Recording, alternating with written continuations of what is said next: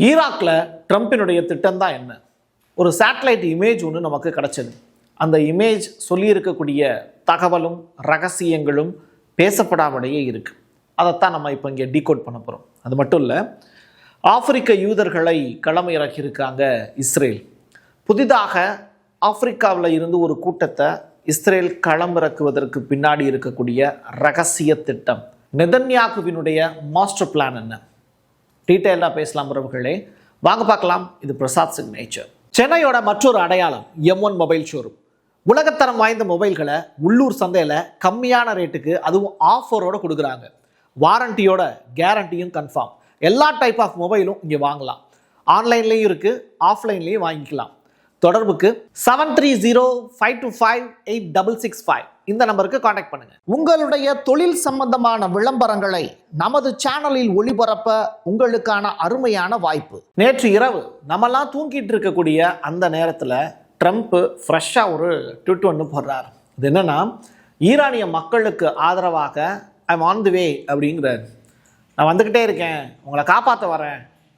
இவர் தான் உலகத்தினுடைய மீட்பர் மாதிரி, உங்களை காப்பாற்றுறதுக்கு நான் வந்துக்கிட்டு இருக்கேன் அப்படின்னு ஒரு ட்வீட் ஒன்று போடுறாரு.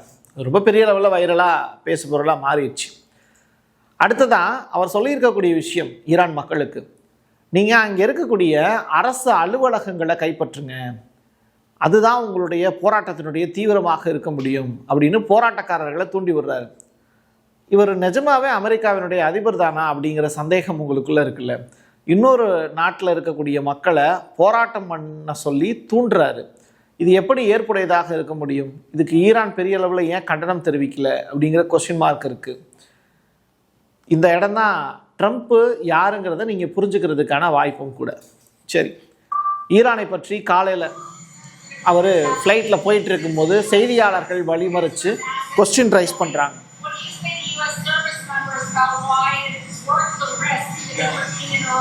Iran said that the last time I blew them up with the nuclear capability, which they don't have any longer. So Iran said that the last time, they better behave.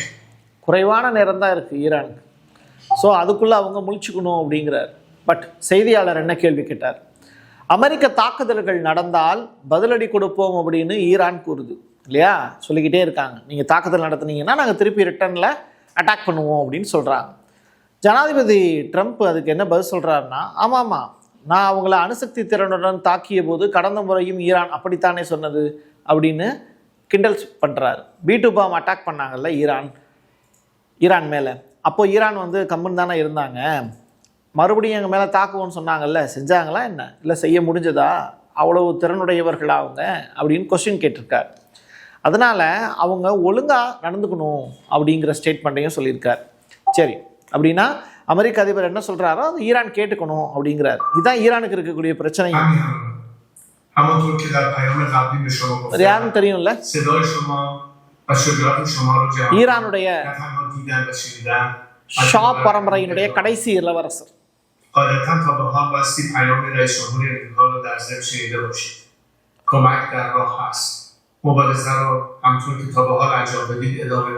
என்னடா help is on the வே அப்படின்னு வரவன் சொல்லிக்கிட்டு இருக்கான் அப்படிங்கிற மாதிரி தான் இவர் பேசக்கூடிய வார்த்தைகளும் ட்ரம்பினுடைய வார்த்தைகள் அப்படியே சொல்கிறார். ஈரானுடைய இராணுவத்துக்கு இந்த பக்லவி கொடுத்துருக்கக்கூடிய செய்தி என்னென்னா, நீங்கள் மக்களுக்காக பணி செய்கிறீங்க, அப்போது நீங்கள் யாருக்காக ஒர்க் பண்ணுறீங்க? அந்த நாட்டில் இருக்கக்கூடிய மக்களுக்கு. அப்போயே அங்கே இருக்கக்கூடிய முல்லாக்களுக்காக வேலை செய்கிறீங்க, இஸ்லாமிய குடியரசுக்காக எதுக்கு வேலை செய்கிறீங்க? ஈரான் மக்களுக்காக நீங்கள் ஒன்று திரள வேண்டிய நேரம் இது அப்படின்னு. பாகிஸ்தானில் இராணுவ புரட்சி நடந்ததில்ல, அதே மாதிரி ஈரான்லையும் இவர் இராணுவத்தை தூண்டி விடுறார். அதுதான் இவர் சொல்ல நினைக்கக்கூடிய செய்தி. அடுத்து இருக்கிறத விட ரொம்ப டேஞ்சரான பர்சன் இவர் தான். அவர் என்ன சொல்றாருன்னு கேட்போம்.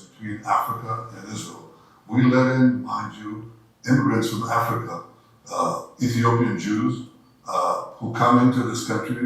I think it's the first time that we have actually transported black Africans from Africa, not to enslave them, but in fact to liberate them. So that's not a question. ரொம்ப இரக்க குணமுடையவர். குரல் தான் ரொம்ப சிம்ம குரலோனா இருக்கும். பட் ஒரு இனப்படுகொலையான நண்பர். அப்படிப்பட்டவர் என்ன ஸ்டேட்மெண்ட் சொல்லியிருக்காருன்னா, ஆப்பிரிக்காவிலிருந்து வந்த எத்தியோப்பிய யூதர்கள் வேர்ல்டு ஃபுல்லாக இருக்காங்க. ரைட்டா? அடிமைகளாக ஒவ்வொரு தேசமாக போய் வாழுவதற்கு வாய்ப்பற்றவர்கள் கடைசியில் பாலஸ்தீன தேசத்தை கைப்பற்றி இப்போது அங்கே இருக்கக்கூடிய மக்களையே அப்புறப்படுத்துவதற்கான வேலையை திறம்பட செய்யக்கூடிய கயவர்கள். அப்படிப்பட்டவங்க இப்போது என்ன பண்ணுறாங்க, கருப்பின ஆப்பிரிக்கர்களை டைரக்டாக கூட்டு வராங்க இஸ்ரேலுக்கு. இஸ்ரேல் இராணுவ பற்றாக்குறை இருக்குது, உங்களுக்கு தெரியும்னு நினைக்கிறேன். அதே மாதிரி கருப்பின ஆப்பிரிக்கர்களில் யூதர்களாக பார்த்து சூஸ் பண்ணி அவங்கள அந்த பிளட்டு வந்து பார்த்திங்கன்னா எல்லா இடத்துலையுமே விரிவடைஞ்சது தான். அதில் ஸ்பெஷலான சில பிளட்டை தேர்ந்தெடுத்து அங்கே இருக்கக்கூடிய கருப்பின ஆப்பிரிக்கர்களை எத்தியோப்பியாவிலேருந்து கூட்டு வராங்க இஸ்ரேலுக்கு. இது ஒரு பெரிய ஒரு வார் தான். ஹியூமன் டிராஃபிக் அப்படிங்கிற வார்த்தை நீங்கள் கேள்விப்பட்டிருக்கீங்க, சில தமிழ் படங்களில் பார்த்துருப்பாங்க, நிறைய இங்கிலீஷ் படங்களில் பார்த்துருப்பீங்க. அதே மாதிரியான விஷயத்தை இஸ்ரேல் இப்போ செஞ்சு இஸ்ரேலுக்குள்ளே ஏகப்பட்ட ஆப்பிரிக்கர்களை உள்ளே இறக்கியிருக்காங்க. அவங்கள வச்சு ஒரு பெரிய வார் ஒன்று ஈரான் மேலேயும் பாலஸ்தீனத்தின் மேலேயும் நடத்துவது தான் அவங்களுடைய ஃபியூச்சர் திட்டமாக கருதப்படுது. சரி, இப்படிப்பட்ட நிலையில் ட்ரம்ப் 3 பேட்டி கொடுத்துருக்காரு வரிசையாக மார்னிங்ல இருந்து. Have they crossed your red line, or has the line moved? I haven't heard about the hanging. If they hang them, you're going to see some things that I don't know what where you come from and what your thought process is, but you'll perhaps be very happy. What do you mean by that? We will take very strong. Okay, ரொம்ப நீண்ட நடிக பேட்டியாக இருக்கும்னு நினைக்கிறேன். But நான் உங்களுக்கு ஷார்ட்டாக சொல்லிடுறேன். அதாவது 2026 June மாதத்துக்குள்ள உலக வர்த்தகத்திலிருந்து ஈரானை தனிமைப்படுத்துவதற்கு அமெரிக்கா முடிவு பண்ணியிருக்காங்க. இது தொடர்பாக சிபிஎஸ் அப்படின்னு சொல்லிட்டு ஒரு செய்தி நிறுவனத்துக்கு அவர் கொடுத்த பேட்டி இது. அதாவது அனைத்தையும் செய்து முடித்து இராணுவமற்ற நடவடிக்கையின் மூலியமாக ஈரானை கைப்பற்றுவதற்கு ஒரு பெரிய திட்டம் ஒன்று ட்ரம்ப் தீட்டுறாருங்கிறது தான் கிடைச்சிருக்கக்கூடிய ஸ்கூப் நியூஸ். எது எப்படியாக இருந்தாலும் ஏன் ஈரான் மேலே அவர் டைரக்ட் அட்டாக் நடத்த மாட்டாருன்னு சொல்கிறாங்க?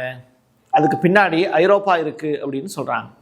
மிச்சிகனில் இருக்கக்கூடிய போர்ட் F-150 தொழிற்சாலை சுற்றி பார்த்தப்போ ட்ரம்ப் ஒரு நாகரிகமான மனிதனா அப்படின்னு கேட்டால் அவர் ஒரு அநாகரிகமான மனிதர் அப்படிங்கிறதுக்கான எடுத்துக்காட்டு தான் அவர் செய்திருக்கக்கூடிய செயல்பாடு. அதாவது அமெரிக்க குடிமகன் கிட்ட ஒரு ஆபாச சைகை காட்டியிருக்காரு ட்ரம்ப். இது எந்த வகையிலையும் ஏற்றுக்கொள்ள முடியாது. தன்னுடைய சொந்த நாட்டு மக்கள்கிட்டயே இவர் இப்படி நடந்துக்கிறாருன்னா ஈரானுடைய உள் விவகாரத்தில் தலையிடுவதற்கு இவருக்கு யார் உரிமை கொடுத்தது அப்படின்னு நம்ம யதார்த்தமாக கேள்வியும் எழுப்ப வேண்டிய தேவை இருக்குது. ஸோ ட்ரம்ப் ஒரு தகுதியற்ற மனிதர், கடத்தல் மன்னன் அப்படின்னு நம்ம சொல்கிறதுல எந்த தவறுமே இல்லைங்கிறத நீங்கள் புரிஞ்சுக்கலாம். ஈரானில் இது வரைக்கும் எவ்வளவு பேர் பிரசாத் போராட்டக்காரர்கள் இறந்து போயிருக்காங்க அப்படிங்கிறத நிறையா பேர் நேற்று இரவு என்னுடைய டிபியில் கேட்டிருந்தாங்க. அதில் ஃபஸ்ட்டு 200 சொல்லியிருந்தோம், அடுத்து 500 போச்சு, அதுக்கு பிறகு 2000 அப்படிங்கிற மாதிரி லிஸ்ட்டு போச்சு. இப்போது மொத்தமாக இது வரைக்கும் ஈரானில் போராட்டக்காரர்கள் மட்டும் 12,000 பேர் இறந்து போயிருக்காங்க. அவர்கள் அத்தனை பேருமே ஈரான் அரசால் கொல்லப்பட்டிருக்கலாம் அப்படிங்கிற தகவலை சிபிஎஸ் அப்படிங்கிற அந்த நியூஸ் ஏஜென்சி செய்தியாக பதிவிடுறாங்க. போராட்டக்காரர்களை கண்டதும் சுடுவதற்கு ஈரான் அரசு உத்தரவு பிறப்பிச்சிருக்குங்கிறது தான் அந்த செய்தி. மொசாட்டும் அதில் அடங்கியிருக்காங்க அப்படிங்கிறது கூடுதல் தகவல். ஸோ இது தொடர்பாக ட்ரம்ப்கிட்ட கேள்வி கேட்டப்போ எவ்வளவு பேர் கொலை செய்யப்பட்டிருக்காங்க அப்படிங்கிற தகவல் எனக்கு இன்னும் கிடைக்கல, பட் 24 ஹவர்ஸில் அது ரிலேட்டடான நியூஸை நான் வெளியிடுவேன் அப்படின்னு ட்ரம்ப் சொல்லியிருக்காரு. ட்ரம்ப்புக்கே தெரியலையா ஈரானில் எத்தனை போராட்டக்காரர்கள் இறந்து போயிருக்காங்கன்னு. சரியா, அடுத்ததா அப்பா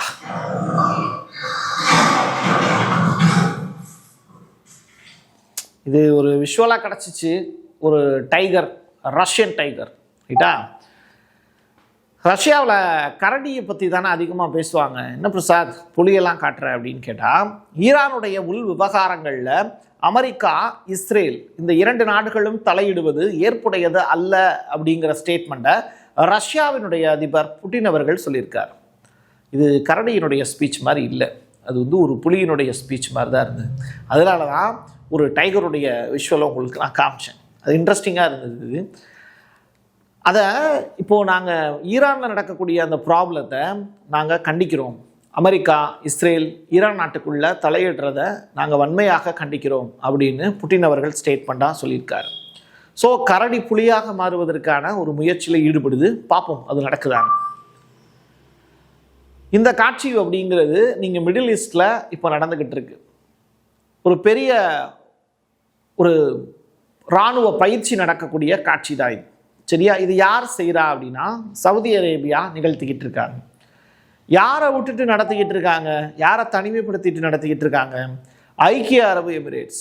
அந்த நாட்டை கழட்டி விட்டாங்க சவுதி அரேபியா. ஏமனில், தெற்கு ஏமனில் ப்ராப்ளம் ஆச்சுல்ல, இஸ்ரேலுடைய இராணுவ தளவாடங்கள் எல்லாம் கூட்டிகிட்டு வந்தாங்கல்ல, ஸோ அந்த ப்ராப்ளத்தினால ஐக்கிய அரபு எமிரேட்ஸை கழட்டி விட்டாங்க சவுதி அரேபியா. இஸ்ரேலுக்கும் அவங்களுக்கும் ஆகாது, அவங்களையும் தனிமைப்படுத்திட்டாங்க. இப்படிப்பட்ட நிலையில் Sudan, Somalia, Yemen, Jordan, Pakistan, Iran, Egypt ஆகிய நாடுகளோடு இணைந்து கடற்படை பயிற்சியில் ஈடுபடுறாங்க சவுதி அரேபியா.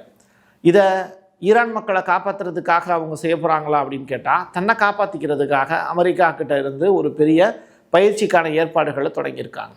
பார்ப்போம் அடுத்தடுத்து என்ன செய்ய போகிறாங்க. ஒரு சேட்டலைட் இமேஜ் ஒன்று கிடச்சிது.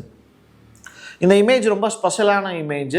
இது வந்து ஒரு முக்கியமான ஒரு பிரேக்கிங் நியூஸ். அதாவது, no military buildup by the US in the region, ரைட்டா? அதாவது எந்த ஒரு இராணுவ நடவடிக்கையுமே மிடில் ஈஸ்ட் ஏரியாவில் அமெரிக்கா எடுக்க தயங்குது அப்படிங்கிறது தான் இந்த சேட்டலைட் இமேஜ் சொல்லியிருக்கக்கூடிய விஷயம்.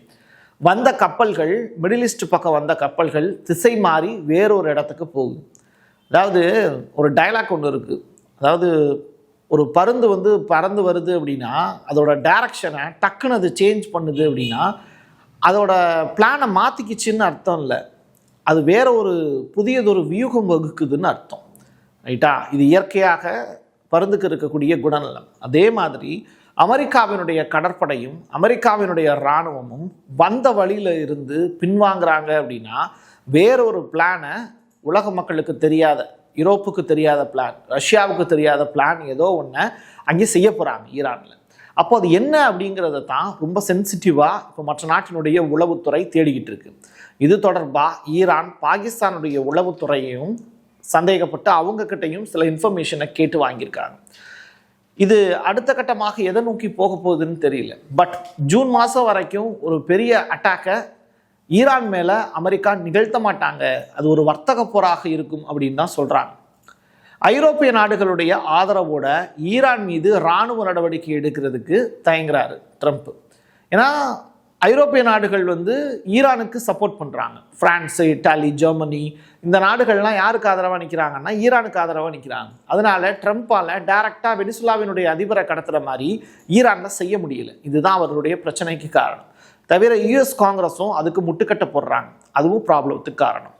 வர்த்தக போரில் வெற்றியாளர்கள் யாரும் இல்லை அப்படிங்கிற ஸ்டேட்மெண்ட்டை சைனா இப்போது கொடுத்துருக்காங்க. அதுக்கான ரீசன் என்னென்னா, ஈரானோட வணிகம் பண்ணாங்கன்னா கூடுதலாக 25% வரின்னு இந்தியாவுக்கு சொல்லியிருந்தாங்க, சைனாவுக்கும் அதே ப்ராஸ்பெக்ட்ஸ் தான் கொடுத்துருக்காங்க. இந்த அடிப்படையில் ஒரு குளோபலான ஒரு ட்ரேட் வாரை வந்து ட்ரம்ப் மறுபடியும் தொடங்கியிருக்கார். ஈரானோட உனக்கு எந்த உறவும் இருக்கக்கூடாது. ஸோ அதுதான் ட்ரம்ப்பினுடைய ஸ்டேட்மெண்ட். அப்போ வேர்ல்டு வைடாக இருக்கக்கூடிய பொருளாதார ரிலேட்டடான மந்த நிலையை மறுபடியும் ஈரானில் ஏற்படுத்துறதுக்கு தான் அவர் முயற்சி பண்ணுறார். இதுதான் ட்ரம்ப்பினுடைய பிளான். ஒட்டுமொத்தமாக ஈரானை முடிச்சு விடணும்னா ஈரானில் இருக்கக்கூடிய மக்கள் தொடர்ச்சியாக போராட்டம் பண்ணுறதுக்கான எல்லா வாய்ப்புகளையும் அவர் உருவாக்கிக்கிட்டே இருக்கார். அந்த போராட்டத்தின் விளைவாக மக்கள் நிறையா பேர் இறந்தாங்கன்னா அங்கே ஒரு மாசான ஒரு ஆர்மி அனுப்பிச்சு அந்த மக்களை காப்பாற்றுறேங்கிற பேரில் இஸ்ரேலுக்கு ஈரானை எழுதி கொடுப்பது தான் ட்ரம்ப்பினுடைய மாஸ்டர் பிளான். இதை ஃப்யூச்சரில் அவர் செய்கிறதுக்கு ஏகப்பட்ட விஷயத்தை இப்போவே இன்க்ளூட் பண்ணிக்கிட்டே இருக்கார். இது நடக்குமா நடக்காதா?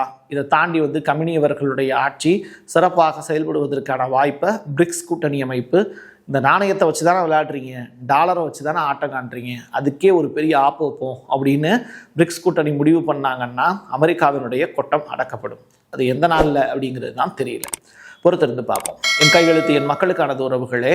மீண்டும் ஒரு பதிவில் சந்திக்கலாம். நன்றி, வணக்கம். சென்னையோட மற்றொரு அடையாளம் M1 மொபைல் ஷோரூம். உலகத்தரம் வாய்ந்த மொபைல்களை உள்ளூர் சந்தையில் கம்மியான ரேட்டுக்கு, அதுவும் ஆஃபரோட கொடுக்குறாங்க. வாரண்டியோட, கேரண்டியும் கன்ஃபார்ம். எல்லா டைப் ஆஃப் மொபைலும் இங்கே வாங்கலாம். ஆன்லைன்லேயும் இருக்குது, ஆஃப்லைன்லேயும் வாங்கிக்கலாம். தொடர்புக்கு 7305258665 இந்த நம்பருக்கு காண்டாக்ட் பண்ணுங்க. உங்களுடைய தொழில் சம்பந்தமான விளம்பரங்களை நமது சேனலில் ஒளிபரப்ப உங்களுக்கான அருமையான வாய்ப்பு.